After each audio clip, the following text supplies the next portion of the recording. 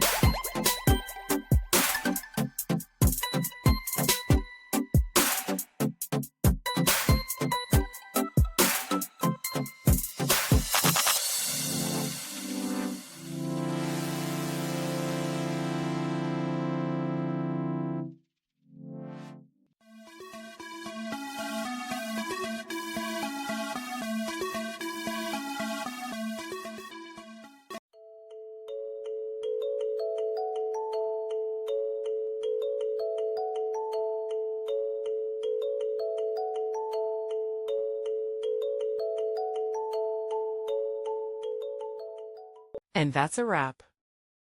I hope you found the answer you were looking for. If you did, take a second to hit that subscribe button. It really helps out. And let me know in the comments which solution worked best for you. See you next time in the debug zone.